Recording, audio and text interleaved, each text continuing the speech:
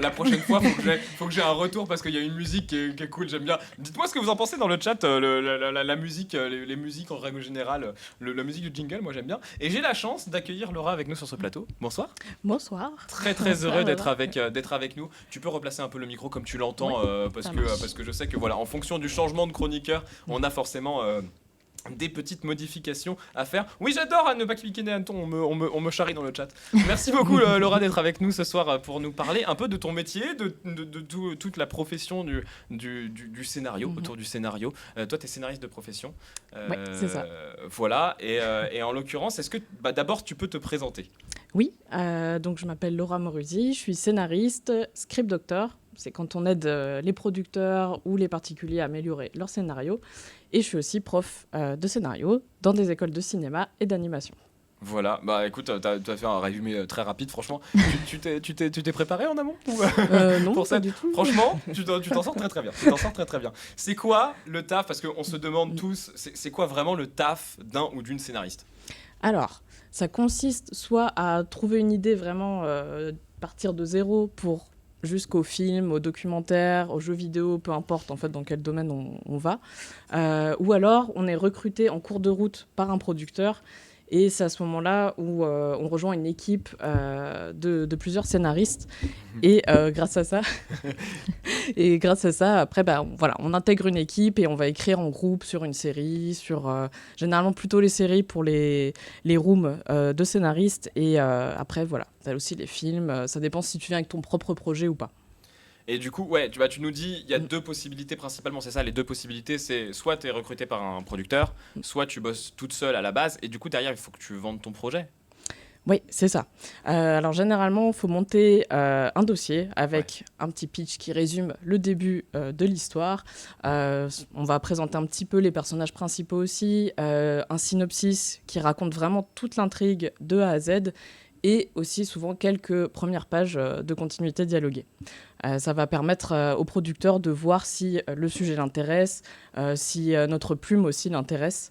Donc voilà, ça c'est beaucoup de démarchage et aussi ça va être tout ce qui est résidence d'écriture, faire des appels à scénarios, aller en festival aussi. Donc ça fait vraiment partie de tout ça. Et puis un réseau, forcément. Ah oui, ça, surtout en France. Bon, ça, c'est ça, surtout en France et surtout dans l'audiovisuel, en règle générale, c'est quelque chose qui est hyper important, le réseau. C'est ça. Voilà, c'est important dès l'école aussi de constituer son petit réseau. Et encore une fois, de faire beaucoup de résidences, de festivals, de rejoindre des collectifs aussi, des associations. Ça permet de rencontrer du monde et petit à petit de faire son réseau, de connaître un petit peu des personnes et puis après c'est bouche à oreille aussi bien sur sûr, les projets. L'échange et puis oui forcément mais ça c'est quelque chose qui est plutôt complexe forcément. Et alors revenons sur toi particulièrement, quel film ou série t'as le plus marqué avec ton œil de scénariste ? Alors tout à l'heure c'est marrant parce qu'il y avait justement l'exemple du Labyrinthe de Pan. Donc, ça c'est vraiment un scénario que je trouve assez génial en termes de symbolique, en écriture, je trouve qu'il est aussi fort en écriture qu'en réalisation. Après ça va être pour des films un peu plus vieux. Psychose, je trouve que c'est vraiment un chef-d'œuvre aussi dans le genre. Après, on a... sur du récent du récent... Non. Le récent... Non, si, après, il y a... alors, je sais que j'ai vu récemment No One Will Save You, Traqué, en français, qui est sorti sur Disney+, qui est un film très particulier, mais qui a un concept très fort. J'en dirai pas plus. Regardez-le. Il y en a qui vont détester, je pense. Mais voilà, il a vraiment une grosse originalité. Après, il y a des films aussi, j'aime bien quand ça joue sur diverses temporalités. Par exemple, Cloud Atlas. Ça, c'est un film, on est sur plusieurs époques, plusieurs même dimensions. Et je trouve que ça, c'est très, très fort en scénario. J'imagine même pas le travail qu'il faut pour écrire ça. Oui, bien sûr. Comme dans Dark aussi, la série allemande. Là, il y en a un qui derrière, en régie. Il est devenu tout fou. Le Manu, le Réal, là, il est comme un fou derrière, ça, clairement. Ah oui, Dark, c'est... Voilà. J'aurais une petite question. Est-ce que les scénaristes ont une spécialité, c'est-à-dire ceux qui font vraiment que du film ou ceux qui vont être plus spécialisés dans la série ou le docu ? Alors, en effet, on peut avoir après des spécialités, mais on peut aussi toucher à tout. Moi, c'est vraiment, par exemple, ce que j'ai fait. J'ai commencé avec un spot de télé, j'ai fait de la série documentaire, de la fiction, aussi pour quelques applications, un peu de pub. Et là, en ce moment, je bosse avec un réalisateur sur un long métrage pour un film de genre en fan footage. Trop bien. Donc vraiment des trucs super différents. Et voilà, en même temps, c'est ça qui est chouette aussi quand on rejoint des projets, c'est qu'on apprend un peu de chacun, quoi. Et ça t'arrive de bosser avec plusieurs scénaristes en même temps ? Comment ça se passe un peu ? Ouais, alors la magie d'Internet fait que là, par exemple, le réalisateur avec qui je travaille, il vit dans le Cantal. Donc voilà, on s'est même pas rencontrés en fait en vrai. Voilà, on fait tout par téléphone et puis parce qu'on utilise des logiciels qui permettent d'écrire en simultané. Donc ça, c'est l'avantage aussi. Quand on est plusieurs, généralement, c'est ce qu'on fait. On a le même document de travail et puis on se synchronise dessus. Bien sûr, il y a des visios, des réunions, des choses comme ça. Voilà. Ça doit pas être simple en tout cas, de bosser avec d'autres gens sur une idée. En fait, avoir cette particularité, alors ça doit aider aussi beaucoup, j'imagine, ça doit apporter beaucoup, mais le fait de devoir partager une idée, de devoir être d'accord et de vouloir évoluer dans la même direction, ça doit pas être simple. C'est ça, alors c'est pas toujours simple, je sais que il peut y avoir des brouilles parfois aussi entre certains scénaristes ou avec le réalisateur ou le producteur parce qu'on ne trouve pas un commun accord.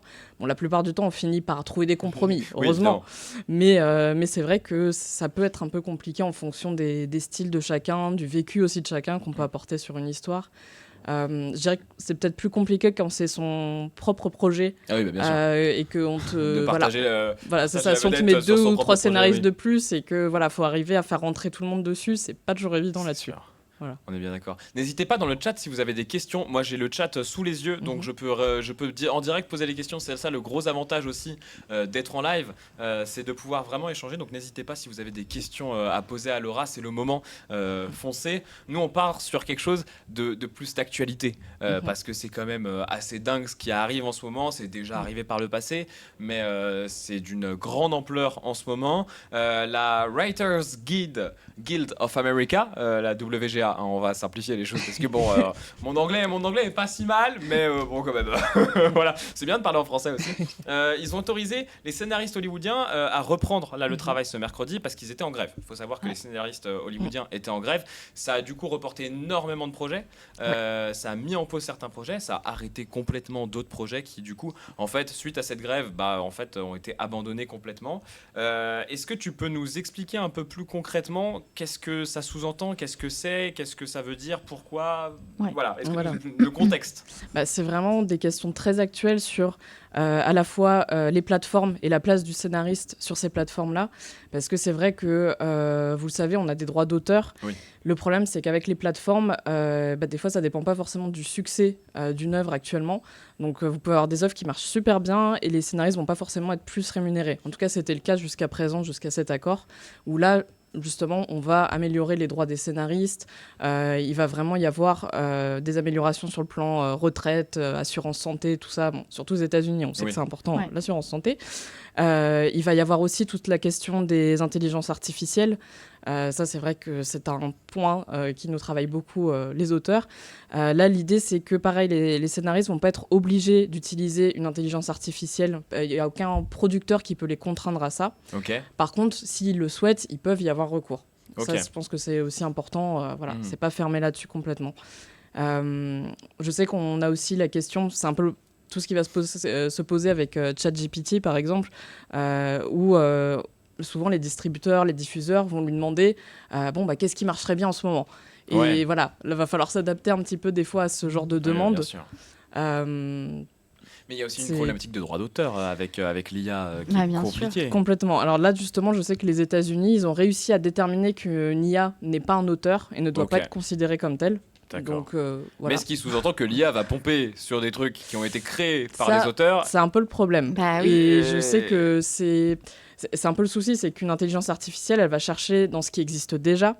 Donc le problème, c'est qu'on va créer à force que des choses passées. Je sais qu'il y a le réalisateur Raidu Miliainu, alors je suis désolée si je prononce mal, mais qui est un grand auteur-réalisateur qui a réalisé notamment La Source aux femmes, je ne sais pas si vous voyez, Va, vie et devient, et qui justement s'insurgeait récemment là-dessus en disant que ça devient un petit problème aussi en France, parce que toutes ces questions-là vont se poser aussi pour les scénaristes français.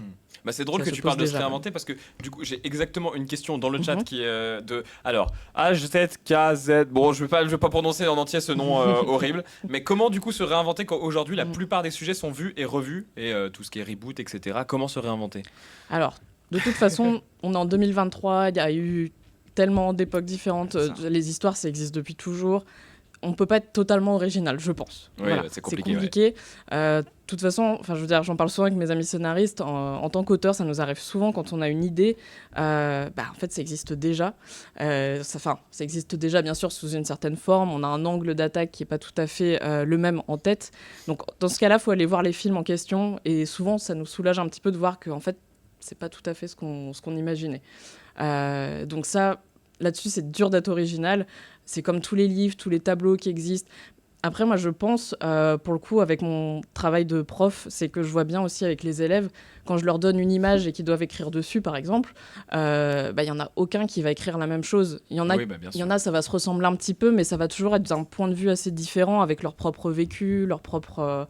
Donc voilà, je trouve que c'est finalement chaque humain est un peu original aussi, donc je pense que chaque histoire peut quand même être originale. Donc il y a quand même de l'avenir. Oui, de l'espoir pour les j'espère, mais c'est vrai que je pense qu'il va falloir quand même déterminer des accords, un peu comme il y a eu aux États-Unis, en France aussi. Bah du coup, en l'occurrence, là, l'accord qui est pour le moment en train d'être parti pour être signé. En fait, il a été entre guillemets validé ce mercredi. En fait, le vote pour valider l'accord se fera entre le 2 et le 9 octobre entre la WGA et l'AMPTP, l'Alliance des producteurs de films et de séries qui regroupe en gros les grands studios hollywoodiens et tous les grands studios de plateformes de streaming, tout ça. Ils vont signer ensemble l'accord entre le 2 et le 9 octobre, normalement si tout se passe bien, hein, comme d'habitude, on connaît. Et donc, il inclut, selon la WGA, des gains significatifs. Voilà, c'est le terme qu'ils ont donné en matière de rémunération, en matière de protection et en matière d'engagement, d'encadrement, je veux dire, autour de l'usage de l'intelligence artificielle. C'est quelque chose qui est... c'est 3 points qui sont franchement assez importants. Je précise quand même qu'il y a une grève des acteurs qui est toujours en cours et donc c'est vachement important de le savoir. Ça sous-entend pas, c'est pas parce que la grève des scénaristes est arrêtée que tous les projets vont reprendre d'un coup et que tout va bien aller. Non, il y a toujours la grève des acteurs qui est en cours actuellement et qui est vachement importante et qui n'est pas près d'être finie. Oui. Et c'est juste pour préciser, nous on parle de grève en France de façon assez légère parce qu'on a l'habitude. Il faut savoir qu'aux États-Unis c'est quelque chose d'exceptionnel de faire grève et d'arrêter une activité. Donc c'est vraiment qu'ils veulent être entendus et que s'il y a une fin de grève ou une reprise de grève, c'est que vraiment ils sont allés très très loin dans leurs demandes et qu'ils ont besoin d'être reconnus parce qu'en France, nous, on a l'habitude, on peut obtenir ce qu'on veut et c'est quelque chose de tout à fait démocratique. Normal et légitime. Mais juste marquer le point sur le fait que s'ils en sont arrivés à là, c'est pas pour rien. Surtout avec l'arrivée des plateformes, il y a un nouveau monde des SVOD, Freevoid, tout ça qui arrive et la place et la rémunération des scénaristes et de tous ceux qui prennent part à la création d'un film est totalement remis en question. On peut penser à Disney+, et d'autres vont suivre, qui ont retiré quand même des films et séries qui étaient sur leur plateforme pour ne pas payer des droits d'auteur. Ouais.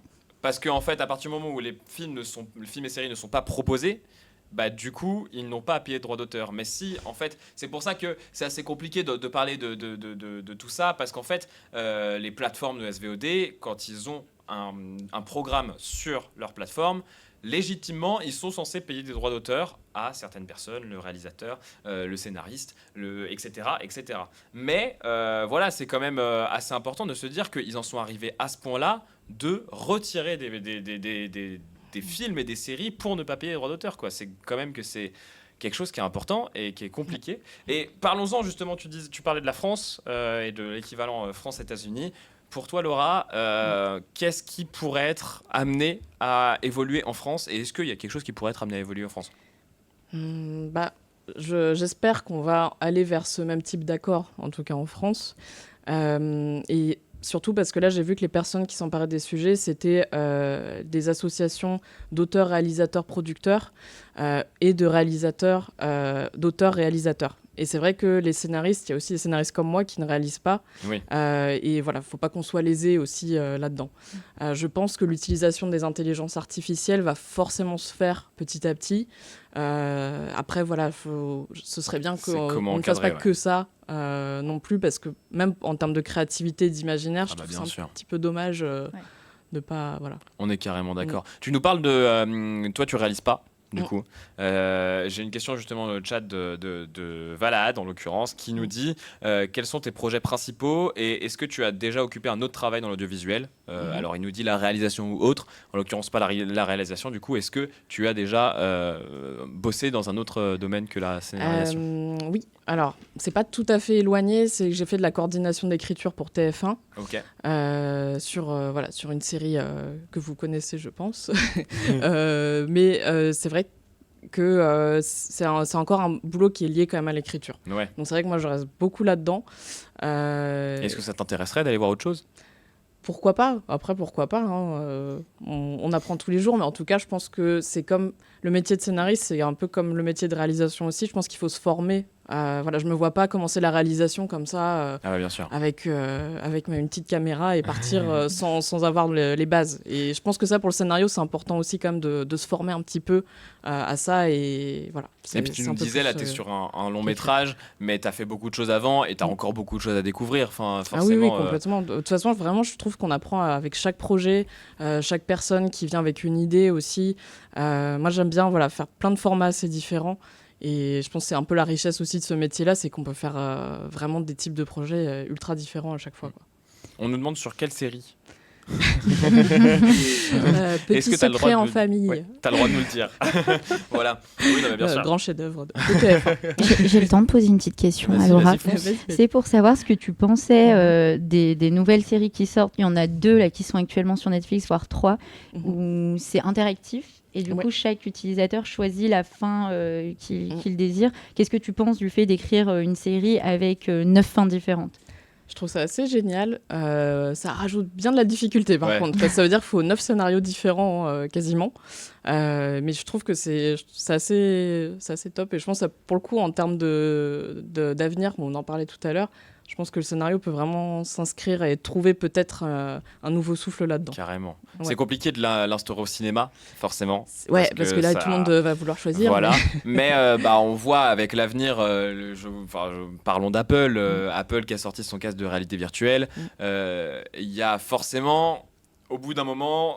Il y a des choses qui font qu'on peut regarder des séries et des films seuls. Et en l'occurrence, c'est quelque chose qui peut être intéressant. Le problème, c'est quelle va être la place du cinéma dans tout ça. C'est quelque chose, c'est un sujet hyper large et qu'on pourra aborder dans les prochaines émissions. Mais malgré tout, voilà, c'est pas pour aujourd'hui. Malheureusement, on n'aura pas forcément le temps. La dernière petite question, on l'a rapidement abordée. Je pense que tu peux peut-être nous en dire plus. Toi, de ton point de vue, quel est pour toi l'avenir du métier de scénariste ? L'avenir du métier de scénariste. C'est compliqué comme question. Ouais, c'est compliqué. Est-ce que tu penses que dans 10, 20 ans, il y aura toujours... déjà, est-ce qu'il y aura toujours des films ? C'est là que... déjà, voilà. Est-ce qu'il y aura toujours des produits audiovisuels ? J'espère. Je pense qu'il y aura toujours des histoires. Après, c'est sûr que le format va sûrement être amené à évoluer. On l'a déjà vu avec l'interactivité. Il y a déjà plein d'applications qui proposent ça. Dans les jeux vidéo aussi, les jeux vidéo narratifs, c'est assez génial aussi là-dessus.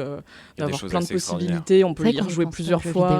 Voilà, et c'est vrai qu'il y aura toujours, je pense, des films et des séries. Après, ça va peut-être évoluer en termes de format. Ça, sûrement. Merci beaucoup en tout cas, Laura. J'ai un petit truc, on me dit dans le chat, apprendre à parler aux IA, c'est vrai que c'est quelque chose. Prompt engineer, exactement, c'est le terme. Mais c'est quelque chose qui peut-être être une évolution des scénaristes. Totalement. Aussi. Il y a peut-être. Oui, j'ai des amis d'ailleurs qui se sont vraiment bien lancés là-dessus aussi et qui ont des vraies conversations avec ChatGPT.